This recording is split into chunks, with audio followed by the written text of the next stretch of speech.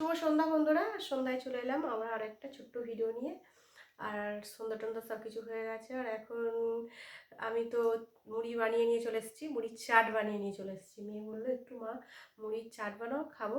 দুপুরে এইটুকু ভাত খেয়েছো তো, খিদে পাচ্ছে, ওই জন্য আমি চাটটা বানিয়ে নিয়ে চলে এসেছি। আর ও বললো আমি একটু চা বানিয়ে নিয়ে আসছি। আর মেয়ে চা আর এই যে ব্যাট ভাজা করে নিয়ে চলে এসেছে, আর আমি মুড়ির চাট করে নিয়ে চলে এসেছি। তিনজনে খাবো যদিও। এই যে দেখো, এখানে রয়েছে মুড়ির চাট, আর এখানে গরম গরম ব্যাট মুড়ি সব কিছু একই সাথে খাওয়া হয়ে যাবে এখন। তারপরে রাত্রিরেরও খাবার বানানো হবে। রাত্রিরের খাবার বানানো হয়নি, এখন মুড়ির চাটটা খাই, তারপরে খাবার বানাবো বন্ধুরা।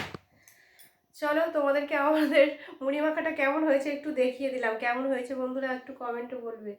আর কারোর যদি না টিফিন খাওয়া হয়ে থাকে, চলে আসো। এইরকম সুন্দর একটু মুড়ি মাখা এই শীতের সন্ধ্যায় ভালোই লাগবে খেতে।